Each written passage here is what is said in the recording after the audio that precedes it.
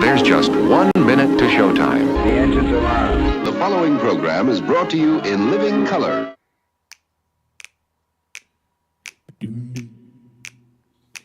When they wrote up the systems and the rule set that we use, did working people get to write a line? What class of men on pen and paper jotted down their clues? With capital the heart of their design. When 90 million want a thing, but some shareholders say no, which class of people get to have their way? The people read the fine print, say that this thing has got to go, and we'll start writing a new contract here today. Don't you know that hundreds will work and one man keeps the money? They don't think they gotta tell us why. When they say the new social contract, all the bosses will be gobsmacked and everyone will want a sign. Oh, yeah, everyone will want a sign.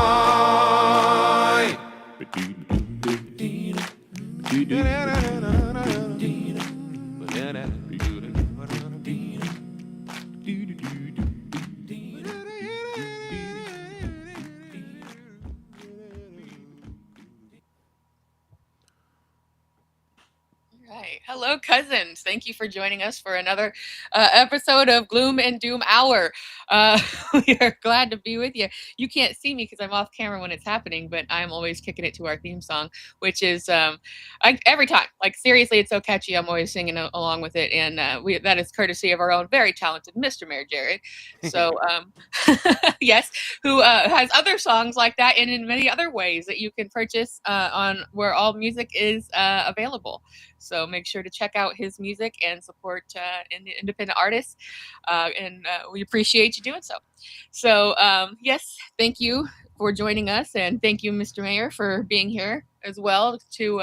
Every time we start a show, it's always like starting back at zero, and then like the fives of you that are convincing to listen to us. It's like, yeah, we got somewhere, and then everything horrible happens then in the next week, and then we come back and we start over at zero. I might get to talk about it a little bit later, but one little thing I want to point out right now, the reason I feel like that, other than everything is shit all the time, is that there's this new show out called, that everybody's losing their mind over it. Maybe you have heard of it, Jared. It's called Pluribis, and it is. You have heard of it? Okay. First of all, it's on Apple TV. I have a reason for saying this. It's on Apple TV, and Apple TV, as far as the streamers go, focuses mostly on its own content, and it is the best content of any of the streamers, and it actually does make content, but very little, just like the rest. Anyway, point is, it's the highest viewed, not highest rated necessarily, but like highest viewed show in Apple TV's history. The reason this is important is because everybody is losing their goddamn minds over it. I've seen it. It's very mid.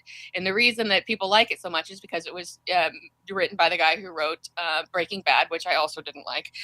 But most everyone agrees it's the best show ever made. Problem is, about 2 seconds into it, when you start realizing the framing of the show, it's about a woman who everyone gets this kind of alien virus type of a thing that they don't really explain. And they join like the hive mind. And in the hive mind, everyone's happy and having a good time and things like this. And they conserve energy, and they do things in a very logical way. But they're also dumb, but really stupid, and like everything about it is super stupid. Point is, it's a very thinly veiled allusion to anti-communism. It's very clear that the hive mind is supposed to be like, this is what communism is, and the only independence you have is if you don't join it, and they're going to force you into joining it, and they're going to force you into consolidating energy, and you're going to have to eat people. And it's like the dumbest shit you've ever seen in your life, I swear to God. But what we have here is all these pseudo-leftists, like usual, falling all over this. It's already getting awards. It's already up for award season. It's barely been out. So that's, again, why it feels like starting at zero, because, you feel like you're starting to get to people, and then something so easy and so stupid and so obvious is just like, here's a show about a hive mind situation. You don't want to be a communist, do you? Really starts everything back at zero. It's things that simple that really make everything so hard, because you think you're getting through to people, and then something like that really makes it like 10,000% harder, because it's like, why was this what convinced you?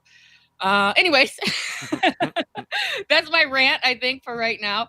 But possibly more on that later if we end up getting to it. I'll talk about what's going on with Warner Brothers, Paramount, Netflix, the Netflix drama. But before we get to all that, we've got some other situations going on in the world, like what's going on domestically with all the ICE shootings and the bigger implications of that. And then we have Trump on Truth Social now declaring he's the president of Venezuela. So there's fun. Also, the dust up going on in Iran, and we'll kind of unpack all of that. So why don't I give you a chance to talk, Mr. Jared? Well, it's kind of interesting with today. I'm talking a lot about the two different regime change, or maybe regime change. The two actions happening around the world, because I want to call, if you want to call Venezuela a regime change operation, well, that hasn't happened. Like, we did kidnap President Maduro, and he's sitting in New York right now under in what could or could not be Zoran Mamdani's zone that he may or may not be able to do something at, but he won't, so we'll never get to Won't find anyway. out. Yeah. But, We covered that last week, but that's still ongoing. Still no crickets from Mamdani on. But you would assume that we had like installed somebody, or that's what the Nobel Peace Prize lady was going to be. That, okay, we're going to install her as the new president, but that has already been explicitly said, like, is off the table in interviews with the Trump administration. So that's not the plan, I guess. And then if you ask Venezuela, they're like, no, it's our vice president. Kind of like in the U.S., if someone kidnapped Trump, it would be J.D. Vance. He would just, that's what the point of one of the duties of the vice presidency is. So what, like, was the point? What have we done? Well, not was, I can't even say past tense. I think it's still going. And I was talking last week about how the point is not really to extract and use the oil. It is simply to, the more control over global supply of a thing you have, the more you can dictate conditions and prices. And actually getting the oil out of the ground would require massive Venezuelan development. It would take a lot of the U.S. and, like, we are not nation builders, as is evident through the actions of the U.S. regime. Nation destroyers. So, like, the idea that they would come into Venezuela and, oh yes, we're going to build up Venezuela to the point where it can actually be utilizing its own resources and doing, like, that's not part of the game. The U.S. empire is to stop development, except and only where it benefits bank capital the most, and oil does more money for you if it sits in the ground, because it makes the other oil you have more expensive, and all these other freaking nonsense monopoly game operations that go down. And also there's a degree of speculation of, be like, oh, we have so many gallons of millions of gallons, and you will never know exactly how many, because nobody actually does, because it's in the ground. So what I'm putting up here is, oh boy, we do all kinds of sources. This is the Brookings Institute, and they got a podcast, and it's a transcript of that podcast, because it's somebody in the relative mainstream talking about, so do we, like, actually do a regime change or not? What has happened? Has anything happened? Mm-hmm. So let's see how this goes. Hooray, source, scramble all my other sources. That's pretty nice, actually. That looks correct. Yeah. Good framing. Yeah, nice. StreamYard, not StreamYard, Streamlab, Restream, whatever we use. Yeah, Restream. All right. It's Restream now. So we got, I would argue that this is who the heck we're even talking to? Scott Anderson and Caitlin Talmadge discuss. These are your Brookings Institute podcast talkers. Here we got Talmadge. I would argue there's been absolutely no regime change here. No institutions have been changed. It's a leadership decapitation explicitly designed, it seems, to avoid regime change. And so the question is, if the administration is really seeking significant policy changes from Venezuela, can it get those from institutions that are still run in the country by Maduro's hand-picked successors? And if it can't, then what is it going to do? It certainly seems likely or plausible that Maduro took a deal to be kidnapped, like, so easily.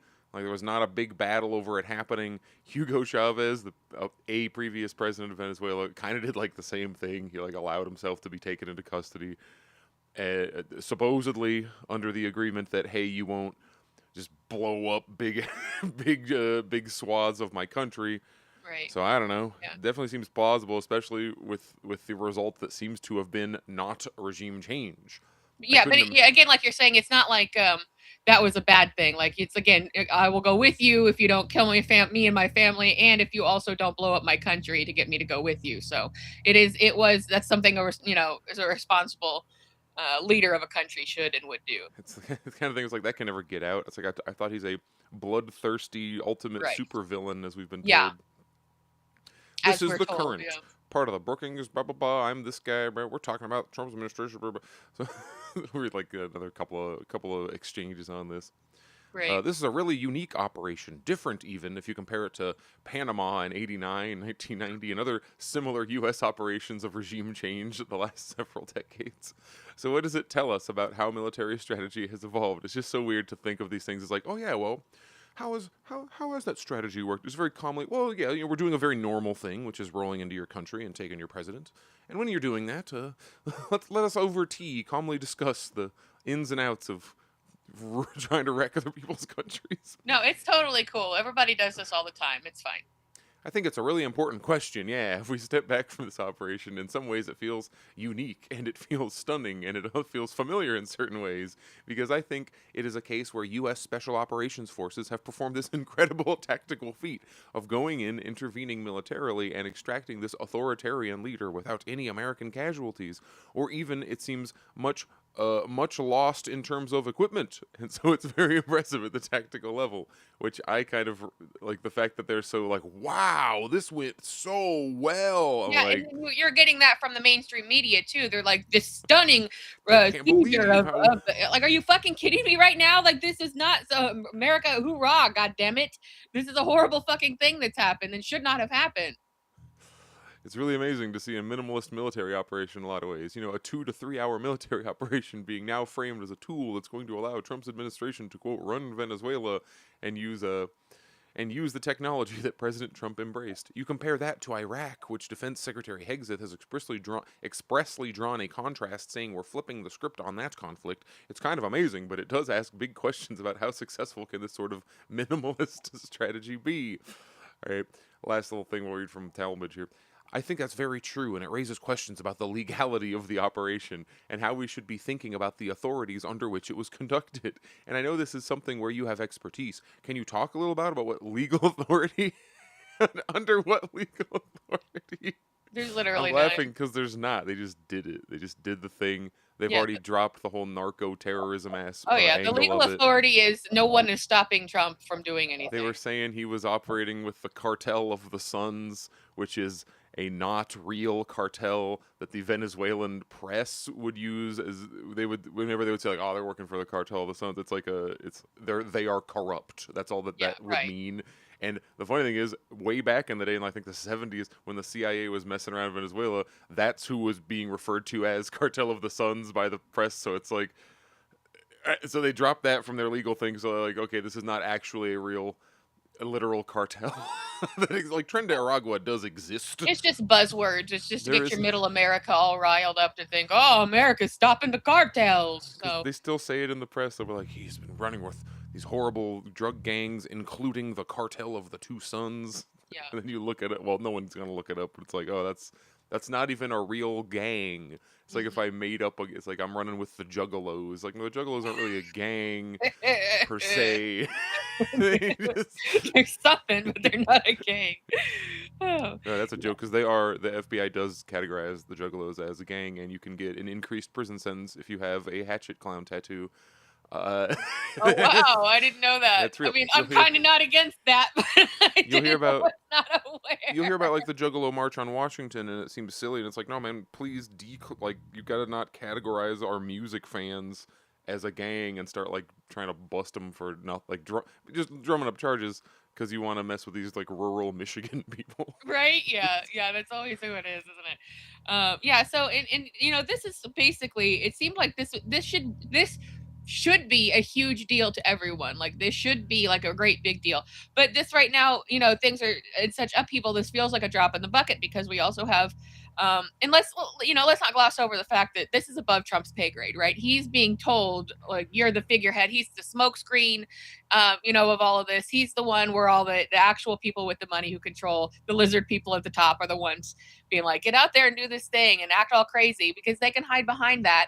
And that's again why they are, protecting him and all the others from who they're also probably mentioned from the Epstein files and this big distraction, because they need him to be that distraction. They need him to be the useful idiot to get, for further their agenda.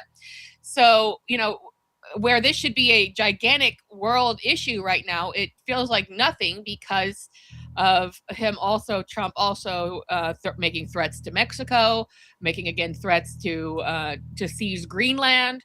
And oh man, somebody said, we also have this thing, potential regime change. I love that it's not hostile takeover, but it's regime change, right? So we've also got that potentially going on in Iran. So there's, a very big, and again, this is like, I've theorized on this before, but I don't think it's that much of a theory, which is just that, this is ultimately an oil war, basically, and a resource war. And now trying to goad Russia and China and Iran into, into a world war. It's not working so far, and I hope they don't take the bait.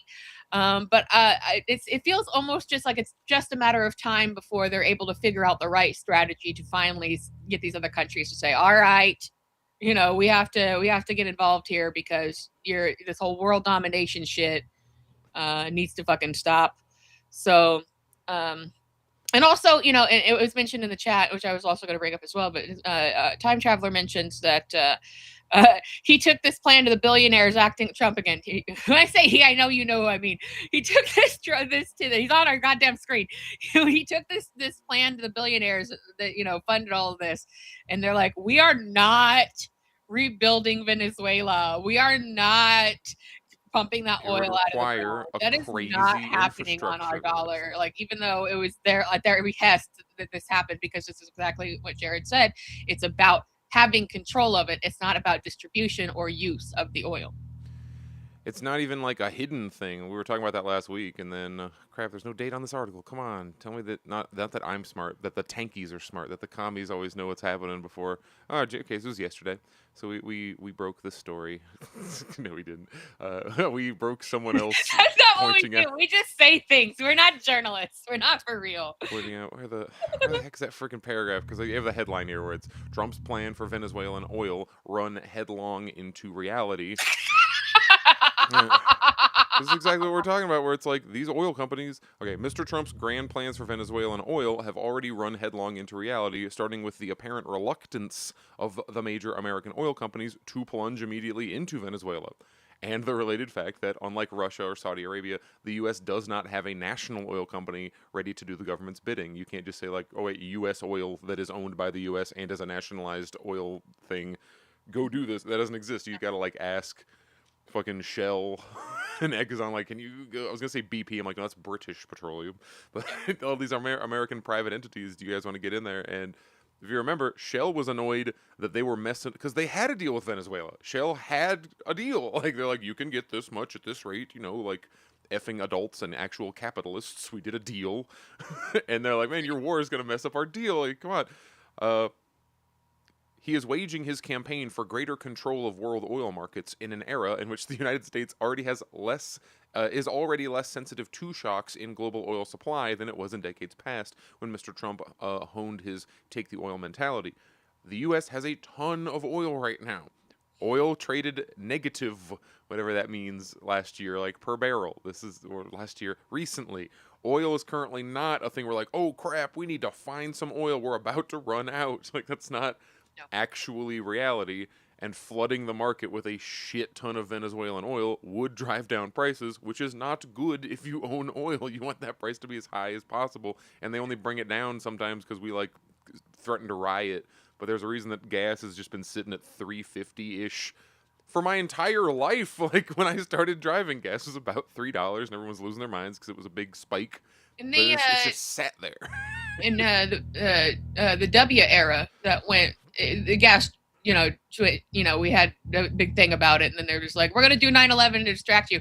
But it was all basically, gas got up to $5 and $6, at different times. So like Was it's that happened, but That's like all it took to like, we got to go to war for oil. Look at gas. I was like, right, okay. yeah, right. And Makes then this is also compared to that time, 20 some years ago, where it is in much less demand. This is like, basically like the kicking of the dying horse. Like this, we know oil is on the way out, but the last few people at the top of that, pyramid are forcing the issue of like, okay, we've got to get the lion's share supply here so that we can conceivably start a war with the rest of the world for the rest of it.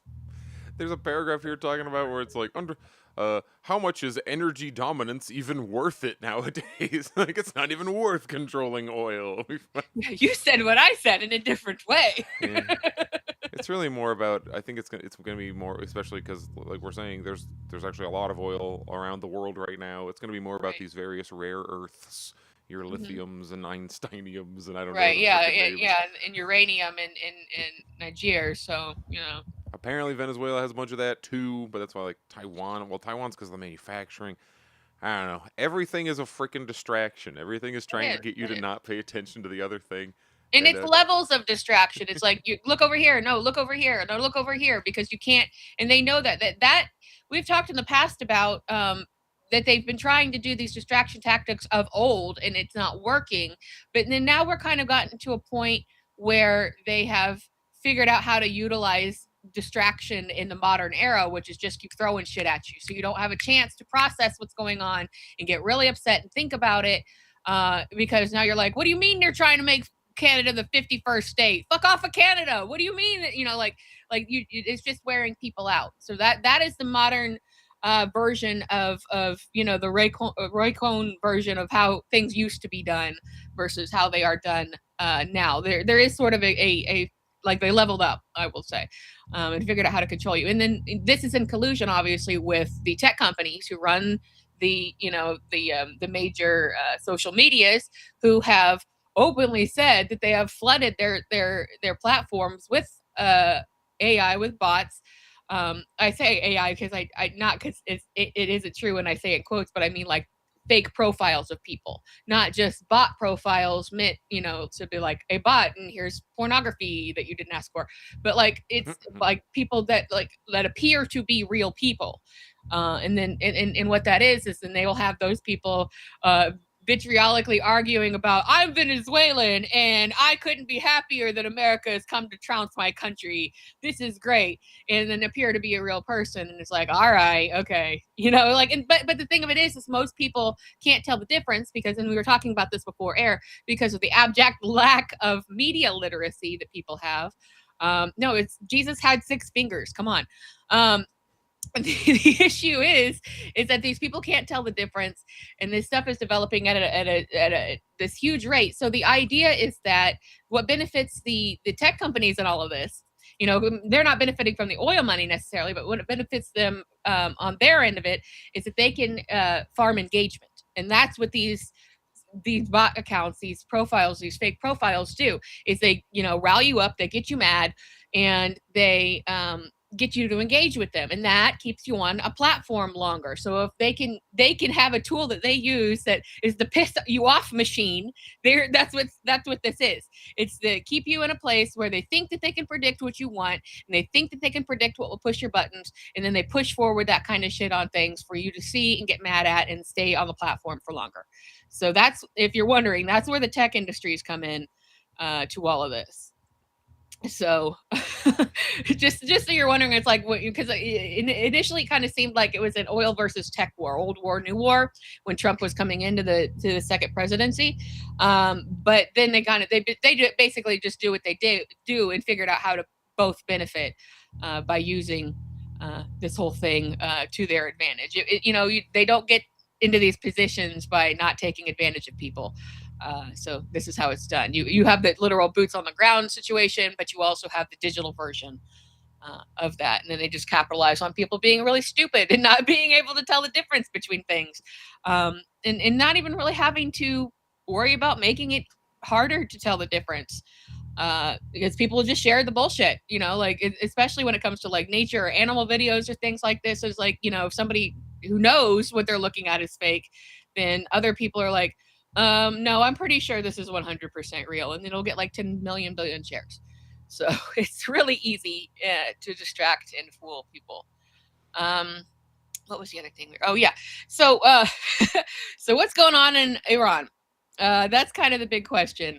It's not, again, this sort of runs into the distraction thing we were talking about, and it also in a way holds hands with what's going on with ICE domestically and the shootings and things like this. But it's like, here's a small version, here's the big version. Iran, we can't be super sure about what the real motivation is, because something we've talked about quite a bit on the show is domestically, like if there's a riot or a big protest or something, you will always see cops sitting out, piles of bricks or burning a flag, or, it's always the cops trying to incite people into doing things. So when we're getting to trickle down information based on what's going on in Iran, it's the question is, okay, so do you support protesters against the government, or do you support the government? Right? And it's like, well, you can't exactly say either one is correct at this stage, because you don't know how much of the United States has infiltrated these protests against a government to another hostile takeover, that because we just saw a hostile takeover in Venezuela. So how are we supposed to say one way or the other? So that's sort of the argument of what's going on in terms of that, because usually you think, like, if you kind of have the leftist brain, you're like, oh, go with the protesters against the government. But you got to hold on there and say, wait a minute. Who exactly is in control of what's going on and what is going on? And then that's also what we're seeing domestically as well. And Time Traveler in the chat says, release the Epstein files, which again, this is another, all of these pieces come together to hide you from, getting to that, because that would topple the whole house of cards. Is if Trump, the depth of depravity came out with his name on it, as well as these other people, that would really mess up what the billionaire class has set forth by having, because he is their useful idiot. He's their stooge. He does for them what he's the figure of, like, the main head of misdirection.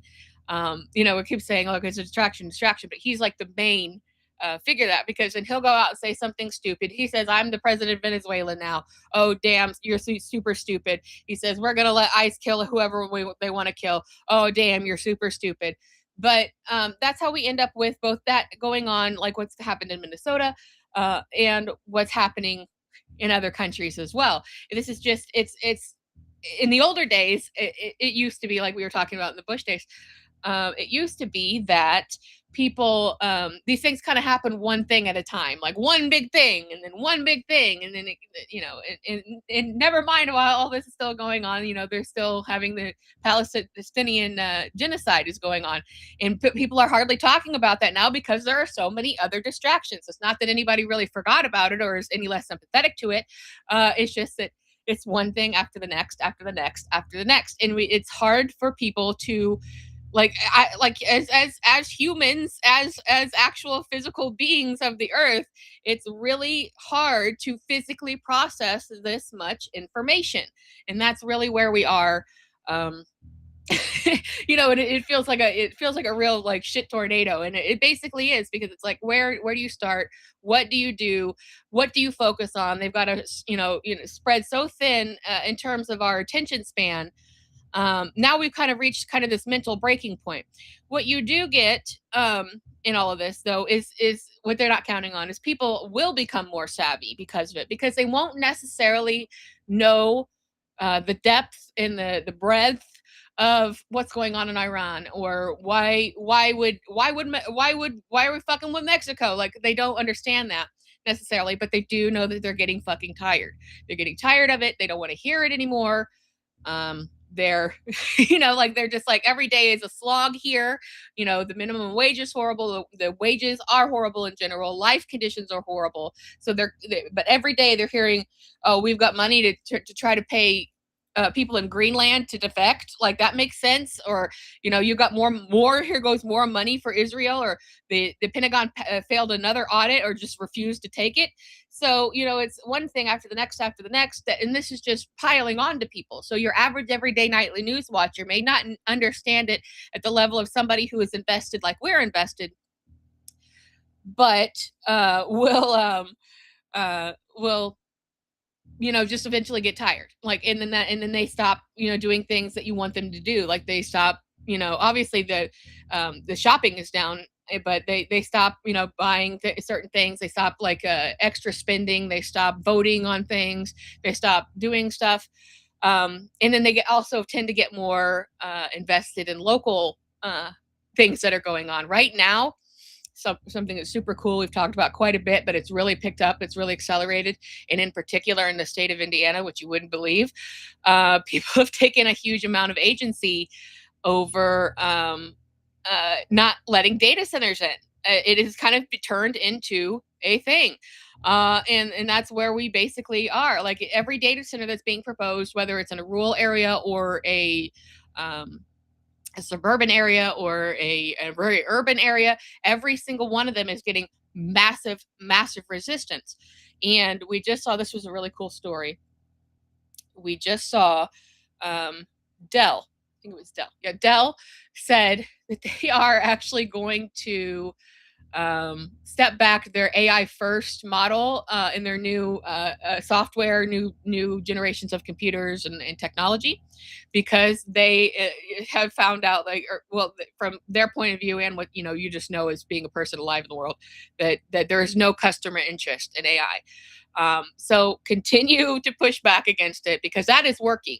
It is not a foregone conclusion that AI is going to take over the world. It's going to be everything. It's going to be up your ass on every single thing that you do. There's chatbots everywhere. You hate it. You hate it. You hate it. There's nothing you can do.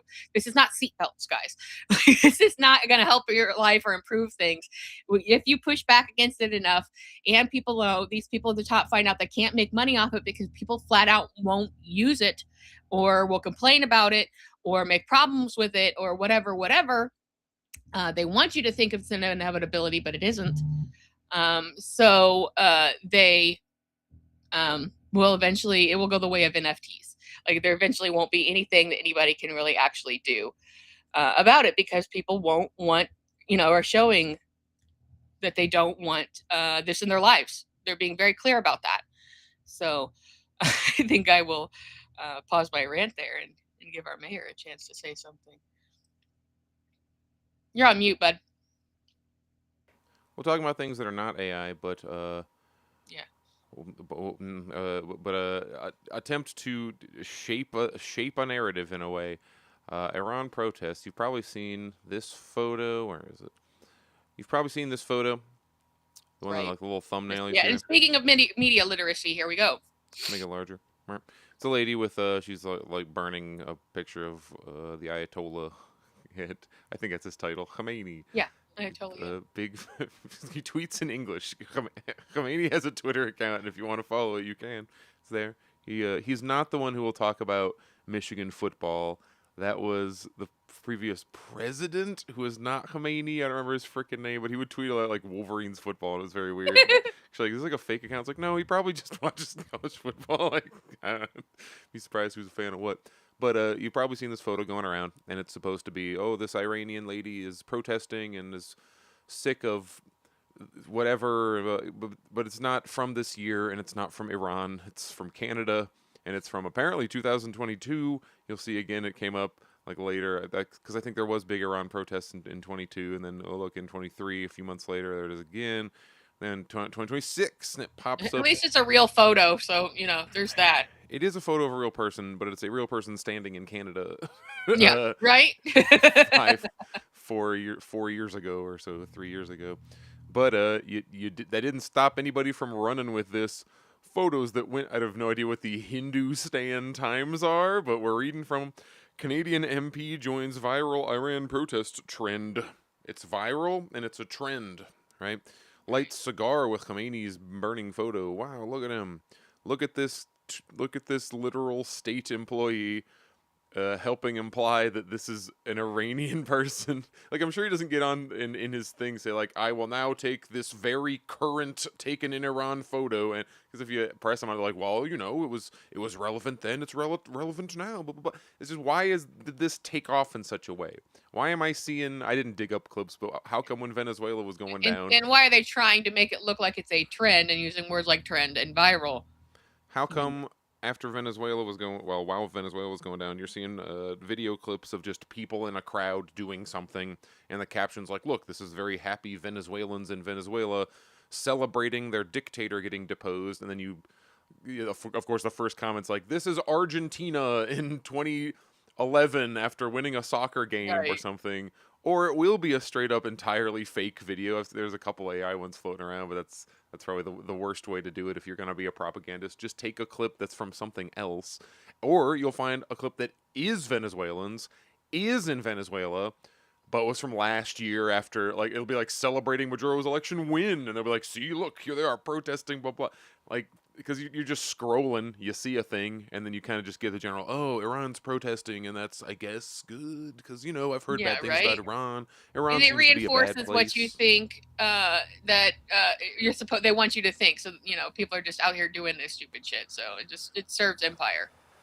And the other thing I want to, we've seen these protest situations happen many times, and consistently, it ends up being some U.S.-backed color revolution horse shit, like we saw in Hong Kong a few years ago. I was into that one. I'm like, oh yeah, the Hong Kongolese are getting their freedom from the evil Chinese Communist Party. And then you look up the, like, after everything goes down, you're like, oh, so like more cops were killed in that protest, like Tiananmen Square, where it's very weird because in the U.S. the cops don't get killed at protests.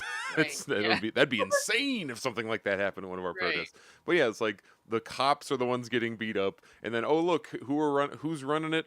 Two people who either ran away to the U.S. before or after the protest, had various connections to. Oh, they're Harvard educated and hung out with the CIA for a few. Like, it always turns out to be that kind of thing. Living in Miami. For what was it? Like there's been situations with Taiwan. I mean, you can even just go back to like war in Iraq, where they're like greeted as liberators. Everyone in Iraq loves America, and they're ready to become the 53rd state or whatever. And it just is never true. So why do we have another interesting number around this? Is the death toll. Sorry, I see there's 2 Dalmatians walking without any people, just going down the street. It's like, man, it's like the 4th random dog just see going around. But the death toll is an interesting number. If you go down in this article... Wait, no, you know what? That's how it's going to happen. You're going to be sitting there in front of that window, and we're going to be live on air when the Holocaust happens and Walking Dead starts, and you're just going to be like, okay, that's strange. Look out the damn window right in front of you on air. So this is saying the death toll has reached at least 646, while more than 10,000 have been arrested. Then you'll go over here, or not that one, and it's Iran. This is today. Death toll hits 2,000. Okay. Oh my God! So somewhere between 600 and 2,000 people in one day, I guess. Death toll from major anti-government protests in Iran reached at least 2,000 as of Tuesday, according to data. And then you'll go over here. That's in ABC land. If you go to frickin' CBS, 12,000 people have died now. Right. Or as many, or it says possibly, yeah, as many as 20,000 Iranians. So somewhere between at least 500 and at least 12,000 people have died. And you know, it's oh man, like right. Do I have and to the like question talk again about becomes why like, what are they? You know, what? Because again, when you're looking at a CBS versus an ABC, and we know again because what I was saying earlier about CBS being owned by Zionists is that, and now run by Barry Weiss, an uber Zionist, is the fact that, you know, what are they wanting you to know? If this is the first piece of information you come across on this, like, what is their angle? If I scroll down in these, they'll talk about what agencies, and they're always like, U.S. founded agency, blah, blah, blah, says, which at least they put in the front of it, I guess. But I do not know what's happening in Iran exactly because that's intentional. They want to make sure you don't know exactly what's Right. going on. I don't doubt that there are some kind of protests, but a lot with very similarly to the situation with Maduro in Venezuela. It's not my business, but in general, it seems that regime change wars have about a 0% success rate, at least in U.S. history of the last century to 2 centuries. So it's hard for me to be like, hooray, they kidnapped Maduro, or if it happened, hooray, they got rid of Khomeini. Because, like, people definitely have criticisms for him, but the alternative is, do you want America to just turn your country into a Libya, an Iraq, a 100%. Syria, possibly Venezuela, we'll see where that goes, like, a Ukraine, like, what do you want? Well, nothing good. Nothing good will come of U.S. interference. And it's not intervention. It's not a heroic effort by the military. It is not regime change. It is hostile invasion from another foreign country, which us as Americans don't have any real expertise in or experience in, because that would have and never has happened here. So no one knows what that, what it's like to have America come in and trash your country every, whatever, for your whatever reason. We have just CNN bullet points. They also say 500 protesters dead, so they're down from ABC and CBS. Almost 10,700 people been arrested. What do we have? The U.S. administration under pressure to. They're doing like if you trade with Iran, you get an additional tariff, so it's like a sanction, but not called a sanction. And then apparently Iran is saying that they do want to talk with the U.S., but it is prepared for war. Like, all good this things. all just seemed to, again, because we're not like Iran tracker, like this all just seemed to just like explode suddenly. Like, what's going on? Like it came out of nowhere. It's like, right. Oh, Venezuela didn't go well. All right, do the Iran thing we were gonna do. Right, exactly. Hurry. And getting people to scramble in different in their attention, divide their attention on this. But that's sort of the thing. It's like, well, okay, was there some sort of, that's why from our dumb American points of view, who don't know what information we could trust, you look at this and you say, well, you can't go and be 100% anti-government because of the way we feel about our government. And we also just seeing what happened in Venezuela, where they were overwhelmingly approving of their way of life, other than having to live under horrible sanctions all the time. And this was a further measure to crush any kind of socialistic living situation. But they were overwhelmingly approving of Maduro. But you wouldn't get that from any of our media. Even things like John Oliver on the pseudo left that would be like, he's a dictator, he's awful, he dances with people and they love him, but don't pay attention to that. But they were overwhelmingly approving of it. So maybe these protesters do have a grievance against the Ayatollah for real. But again, don't put that through your America hoorah filter, because you don't know anything else. So make sure that you say you're not 100% for either one without having any more information, because again, we're not journalists. We just stir the pot and say shit. So we don't know. We can't really tell you for sure. A lot of what we have to go off is speculation.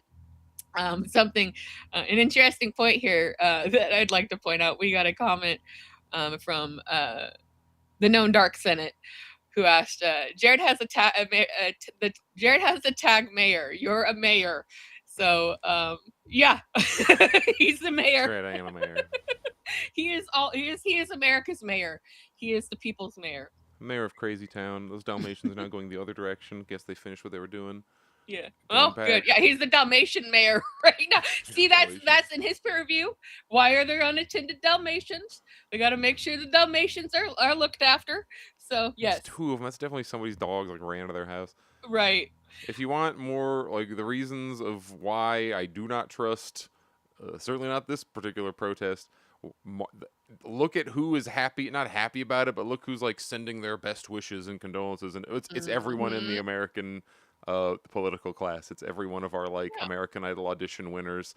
The funniest comment I saw with this was because he just tweeted, it's like, the United States supports the brave people of Iran, Marco Rubio, and then the comment was, the United States doesn't even support the brave people of the United States. Right. It's good. It's a good line. It's like, where, like, if you're actually an America First person, what is this? Yeah, right. What is any Yeah, of that? What is 100%. Venezuela? And that's kind of what we're talking about too. They're wearing down their own dwindling people. This is basically MAGA is the new Tea Party, right? And Tea Party's gone now. Nobody talks about being Tea Party. Also, we had the QAnon people though. That shit's basically gone. Just a We few keep getting different versions of why don't we spend our money on America, and then like that gets traction because of course that's extremely popular. It's like possibly the most popular thing. That's why the phrase "Make America Great Again" is just doing the same thing. It's like, why don't we spend our own money on ourselves? Everything sucks and we're very rich. And that's Right. very popular and it gets a lot of people. Yes. And then they get some kind of traction and something happens. You might get in like a Thomas Massey or someone, like there'll be some flagship, like that's what freaking Ron Paul was back in the day. And then that proves to be the machine, of course, the system looks at that and goes, that's cool. I'm going to take the parts of this that I can use and then not accomplish any of the actual goals. Like the wars will continue, the like your life does not get cheaper, and so then they have an even more concentrate. Okay, well the Tea Party turned out to be fake, so now we're going to do MAGA, and now that has turned out to be fake, so now then they'd be like, well, we're America First, and then that wasn't. Now we're America Only. I've seen it. They just keep trying. It's like, can we ever get around to actually doing the part where we improve our own society? And hopefully, people are coming to the conclusion, not with this apparatus. This machine does not do that. That is not a function this machine can perform. The machine would, in fact, first destroy itself before what could ever gets to doing the thing that you want it to do. Right. And they are becoming disaffected. I mean, you certainly aren't going, oh yes, Donald Trump, a man who has absolutely affected the change that I wanted to. He sure did spend money. He sure did put America first. Like, you can't say that about him. So like, No. people I know who that was their whole thing are out. I mean, frickin' Marjorie Taylor Greene is like, she quit, which is kind of like, come on, man, you got the seat, do something with it.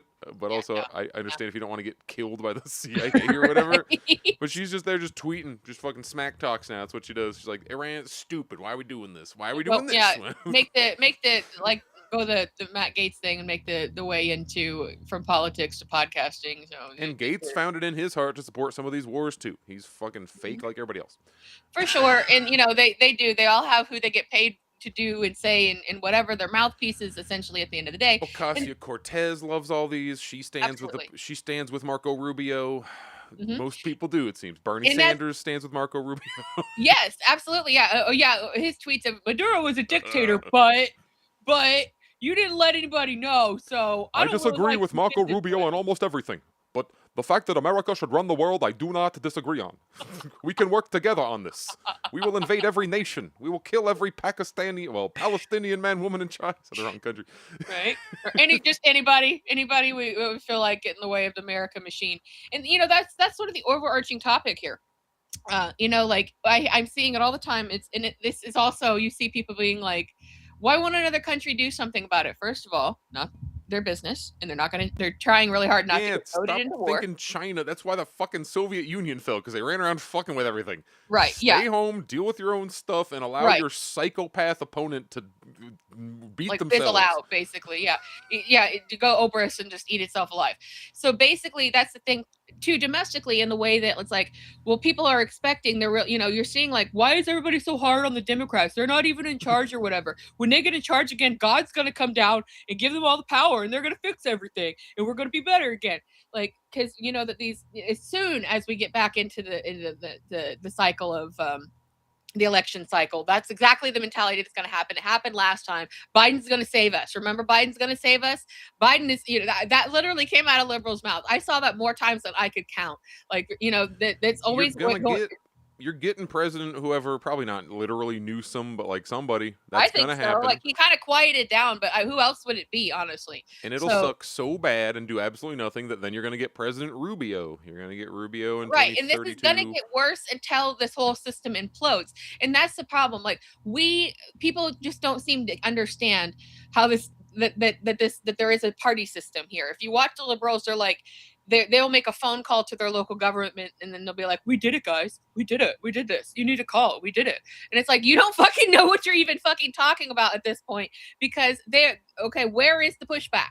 Where, if they were if, like, let's say, like, treat these hostile acts as heinous events as they are, there should be a party of any kind, that knew the laws and how to work them and found Trump unfit, 25th Amendment style, who were like banded together and said, for the good of the world, for the good of the country, for the good of the people, this is not what we agreed on. We are going to push forward and push back against that. Do you see anything like that happening anywhere? Do you? Because that's not what's going on. I do with like the quote QAnon shaman. He gives interviews and like, yeah, man, I was out after the Epstein. Like the Epstein shit alone is enough that you should be abandoning Trump. And I'm like, this man speaks sense. Right? Yeah. And the thing of it is that we have all this dumb shit going on to distract from the smallest on the smallest levels to the biggest world stage levels to try to keep you on your toes so you can't really pay attention to anything. But at any stage, are you seeing any serious Democratic pushback? Now, I'm not talking about in Minnesota where the statement. Well, in Minnesota, the governor, I think it was, or maybe the mayor of the city, came out and was like, "Don't fucking kill people in my goddamn town." Yeah, Fry said "fuck" on TV. He's very serious. That too. Oh yeah, took the Beto approach. Yeah. That's the one thing that I really did like about Beto O'Rourke was the fact that he would be like, "Go fuck yourself, motherfucker!" right in the middle of everything, and it's like, yeah, do that. You do that. Like Back when I believed that like these words meant anything, it was actually fun to be like, wow, he'll literally speak truth to power, but that's all they'll do is speak. I was having a freaking flashback that I'm like, oh my god, where have I seen this mayor before? And I was watching a movie. I was watching Eddington, the best movie of the year, movie of last year rather, which takes place in 2020. And I was like, oh right, that's the guy who when George Floyd got killed. It's the same city, same mayor. That's freaking Fry, however you say his name. He's this young-looking, like, I didn't think about that. Millennial dude, and I'm like, oh my god, how many times in Minneapolis are we gonna have? We're almost out of time. I didn't know if we wanted to use our last time on this or the merger talk, but once again, Go ahead. Minneapolis had a horrific killing. I'm not gonna run through the detail. Everybody freaking knows. The ICE had didn't even have her pulled over. It's like there was traffic in a city. Some ICE agents were mad and yelling the thing that cops do, where they'll tell you like to do two different things at the same time, and it's like, who do I listen to? And then as they will say, I thought she was gonna run me over and kill me, even though they're standing on the side of the car, and they just gunned this lady down. They shot this woman in the face 3 times. And obviously dead, and it's like you're not gonna steal. I'm always stealing something else somebody else said. I have no original thoughts in my head, but you're not gonna George Floyd your way out of this one. She wasn't like on drugs. She didn't have a rap sheet. She's not some previously convicted whatever. She's a Christian mother. She is now, I guess now, she had her ex-husband who died. She was widowed to an American soldier. Yeah. For Christ's sake.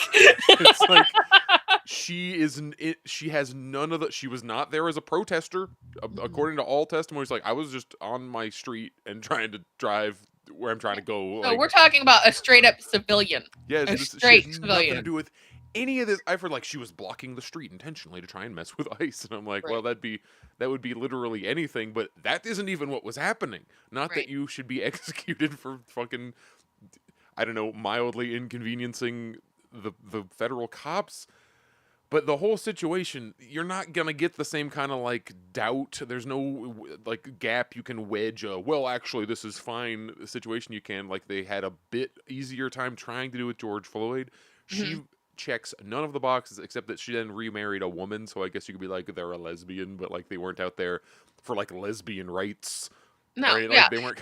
the fact of the matter is she was a person driving down the street who fell into cop aggression and then ultimately died just by being there. We're not talking about that guy, an agenda or protester. The guy out there saying fuck on TV is not pushing to prosecute anybody for murder. Neither is the governor. Neither is, as far as I can find, a single Democrat anywhere. Even ones who have nothing. Like AOC is not there. Like we need to arrest. Like nope, not happening. And then they're not even bothering to talk about it anymore. You're not seeing any tweets from these people. Even they're just collecting their paychecks because they're not fundamentally. Well, they sent their tweet. What's happening? their staffer sent their sassy tweet, and that's all that was ever going to happen. Or that, or it wasn't there, a genuine thought from just like, go do the bare minimum of whatever while we wait around. And then you have people thinking like, well, they're not a power. What are they supposed to do? What do you think they're supposed to do? They're supposed to do their fucking job, which is be a party of opposition. They should be like Republicans are to Democrats, where they literally stand in the way of every single bill or idea or appointment or whatever the fuck mayor, you want. Send your people, send your police that you control to go physically stand somewhere. Like the swear he said was, ICE needs to stay the fuck out of Minneapolis, and then he did not move in any way to remove ICE from Minneapolis. He just nor did anyone else. Stage. And but that's because that's what gets people going, because it worked again for Beto. But then we are standing against. Yeah, and here's the thing about all of that. There's just like kind of what we were talking about in the macro position of like what's going on in Iran. Here's the micro position of what's going on in these small cities, which is that ICE is out there to be antagonists, not just to rip people off the street, not just to like harm people, to do things, to cause a havoc, to block traffic, but they're there to be a problem. Trump is still not deporting as many people as Obama did, but you sure see it on TV more. Yes, and the thing of it is because they're out there to antagonize people, just like these people that trying to drive through to wherever, so that people will attack them or organizedly attack them, or that there will be a clash between a protest group and ICE, and it'll be all over everything you've ever seen in your life, and that will be the key that they need to the Trump administration needs to declare martial law. And that's where we're trying to go with this. Like a really good reason to declare martial law. So if they have ICE out there, and exactly what Jared just said, they're not actually pulling up enough people to meet the Obama standard, right? So if they're just out there getting paid to antagonize, they're antagonizing just anybody here, there, anywhere, getting in the way, stopping traffic, causing problems, upsetting people, trying to get into people's houses and saying, I'll arrest you under this law that doesn't exist, shit like this, just really upsetting people and causing problems. There was Time Traveler points out in the chat, there's a video going around, which I believe happened in Indianapolis. I don't have a full understanding of this just yet, but there was just one that where there was a woman in handcuffs who was being led into a porta potty by an ICE agent. Oh, that's fucking weird. I think we all know what happened there. So the response was that was a man. I was like, okay. Okay. Oh, good thing dudes can't have sex together. Good thing that doesn't work like that. Still really weird. Right? So yeah, that's the argument.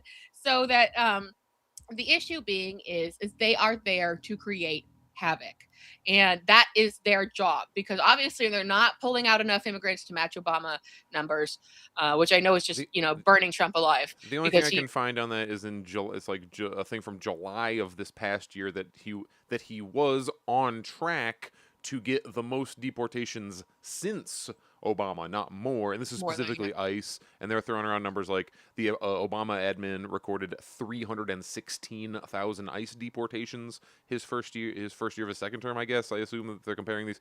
And Trump could, this is as of July, hit the target of 300,000. So at most, he was on pace to be second place to Obama. Yes. And they're also, that's another reason that they're just grabbing up anybody, because the agents are being paid per person, per acquisition. So they'll grab legal people, they'll grab any person that they want to, put them into custody, and then they get kicked back out of the system and sent back on their way, because there's no legal precedent to deport them because they're legal U.S. citizens. So, but yet these havoc agents are just grabbing up and harassing and harming every person that they can, in order to, just do anything they can.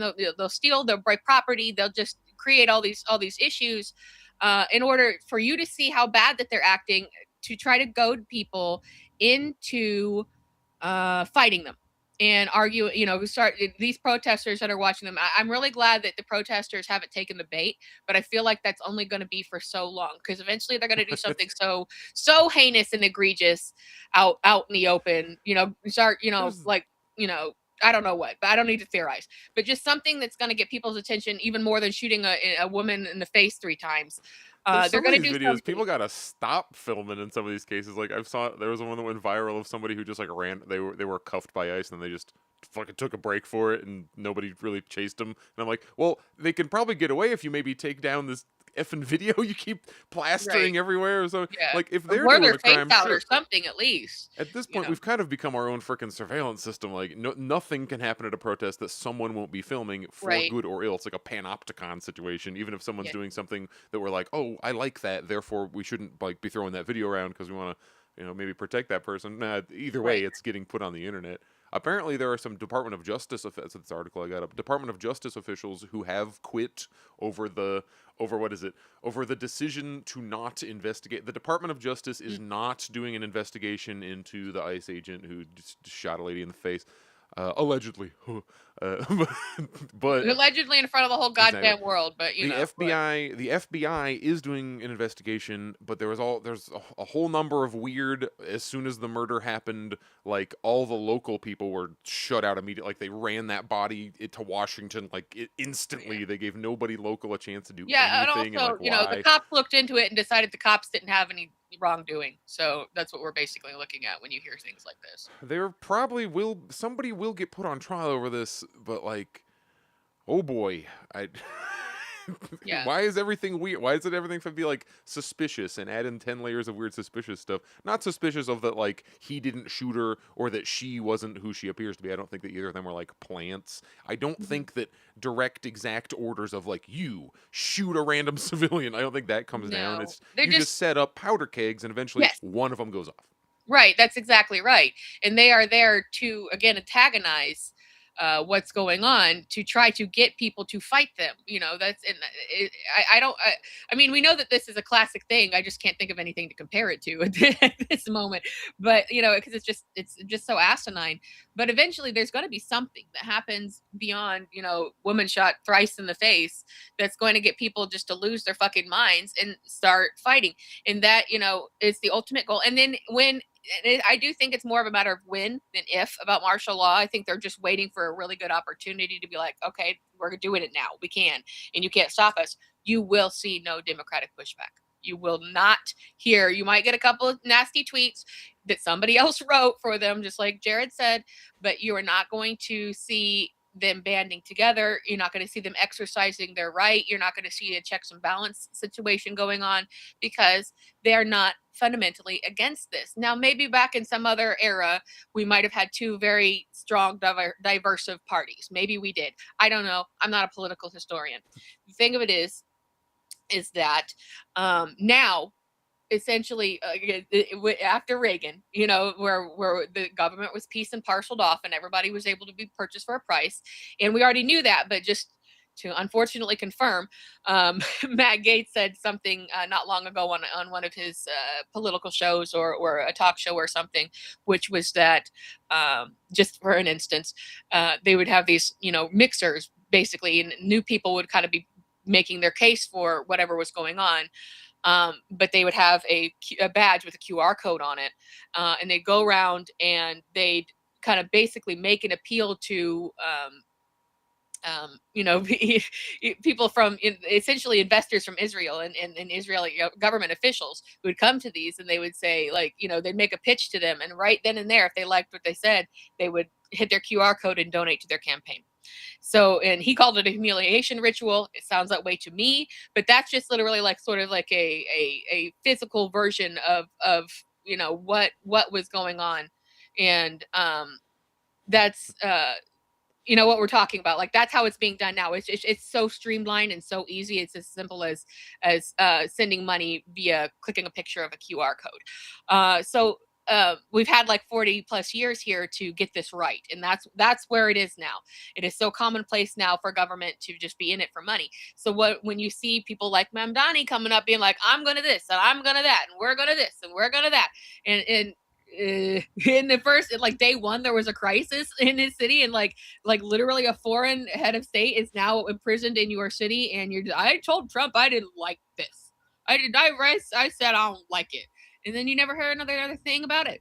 And since then, he's done nothing. There's nothing going on. So every time you see one of these quote unquote AOC Mamdani firebrands that come out, it's all theater at this point, because they also want to career climb. They also want to benefit. They also want that money. They also want that free health care. They also want to get these trips. They want to, all the Supreme Court justices and that aren't even elected, that get whatever they want from whoever they want. It's a system of bribery. So if there's any checks and balances, it's literal, like, actual checks to balance their bank accounts. I feel like so stupid about saying something like the Pokemon go to the polls kind of a thing, but I'm being serious. Like, that's what it is. It's literally pay to play. And in the olden days, there might have been some objection to that. You might have seen a strong party who would fight each other, but those days are long, long gone. And that's what you get when you get such a corrupted system. And we've talked about it before, but there's really no for sure telling when the fall of America will come. But we are definitely in the process of that, because there is no functioning government for a country this massive. And generally, countries only last around 250, 300 years. Guess which year this is of America's existence. So I'm not saying, like, you're going to walk out your door tomorrow and it's going to be The Walking Dead, but this is how it starts, for years. This is how it's been. This is how it starts. That's the direction we're headed in. So it may eventually get that bad, but it also may take hundreds of years. A lot of, like, how Rome went. It took forever for Rome to fall entirely before it became just whatever like it is now. Anyway, final thoughts, Mr. Jared? I mean, I'm interested to see what happens with the Iran situation. This would be the second time in a couple of few years, that we've had oh no, Iran, something's happening. Like, before, we had the back forth Israel-Iran bombing situation, where Iran all that too seemingly demonstrated, like, hey man, we can hit you with bombs if we want to. Like, try it. The Iron Dome defense is not really iron, I guess. The Iron Dome defense that AOC voted to continue sending money towards. Well, right. There's an example right there. Do These you are think that peaceful there's missiles? Yeah, right. Let's just continue to give money to Israel to pretend that with some dumb slogan that they're going to do something with it, and they just fucking abscond the money. So they have a right to defend themselves. But I'm curious to see, because that went down, and then seemingly everything just kind of stopped, and everything was chill. But now we're back, and I'm sure things have been happening not in the news the entire time. Of course, it is a very well-known long-term goal of the U.S. to get. I don't remember what the whole list of countries was, but Iran's the last one. Like, Syria was second to last, got them. Venezuela, got them. So here, well, maybe we got them. I don't know. Nothing seems to have actually changed, but we have the guy. We have Nicolas Maduro. Right. Yeah. We'll see where that goes. I want to see, just like in the same way that I think that Zoran should test his authority by releasing a wrongfully imprisoned man and his wife.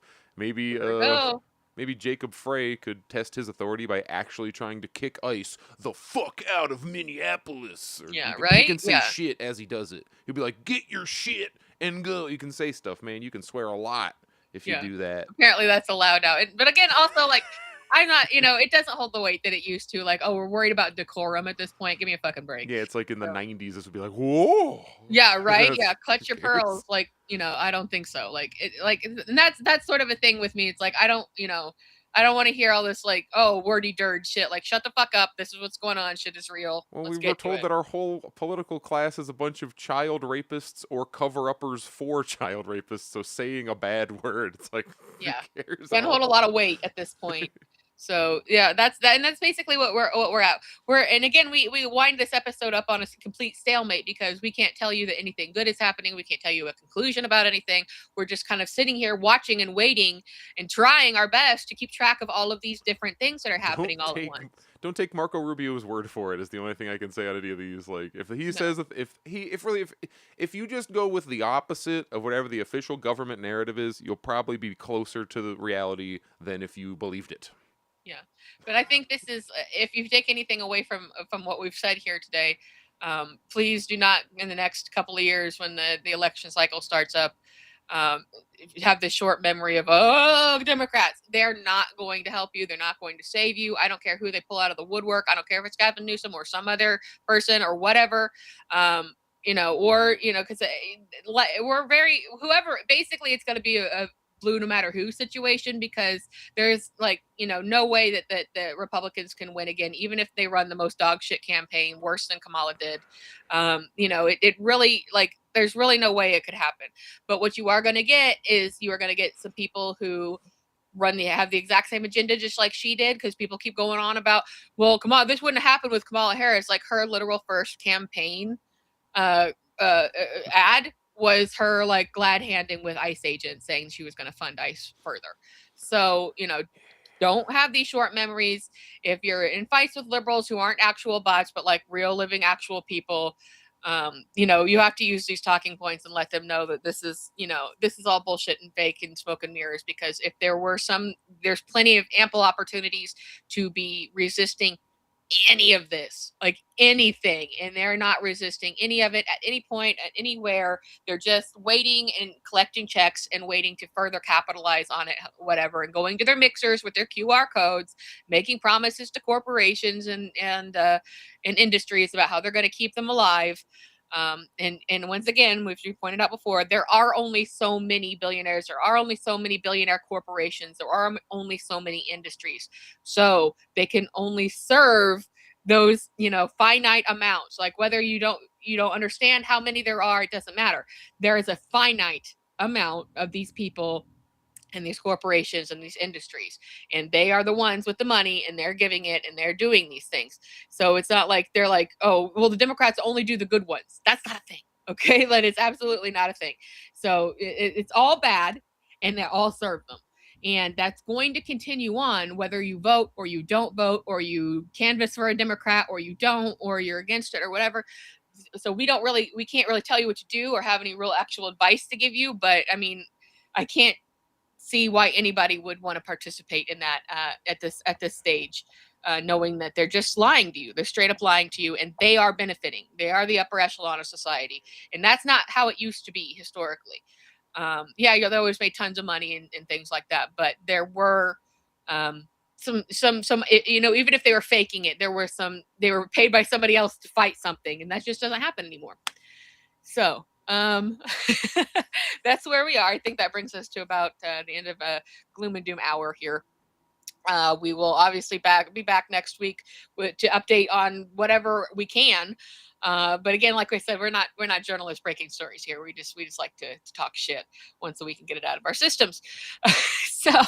And we encourage you to do the same. Absolutely. If you feel like there's nothing you can do and you're powerless, well, you are. But every voice does matter when it comes to speaking to each other. That's where we really are getting at. So make sure if you think you've got some good points to make, get on here and make your own show, make your own points, do your own thing. We think you should. There need to be more voices in this. And we don't necessarily know what we're fighting. We just know that everything sucks and we hate it all, both our day-to-day and the big picture. So thank you again for joining us. You can catch our entire I can't think of the word. Our whole collection of shows with some words. I've said many words in the last hour. You can see all of our past episodes on our YouTube channel and a Rumble channel. And if you want to catch us live, we're live every Tuesday at 1 p.m. Eastern. And what's that? West Coast. 11 a.m. Oh, I'm in center coast right Oh, now, you're which is center? 2 hours behind. Oh, right. Okay, you're 2 hours. Okay. Well, you get it. I mean, you figure it out. Figure it out if you want to see us live. We take comments and questions on air. If there's anything you want us to cover, send it to one of our socials. Let us know about it. And we will be back with you next week with whatever fresh hell is going on then. So take care, everybody. Try not to let this blow up your brain, and don't fight with bots. So we'll see you all next week. So take care.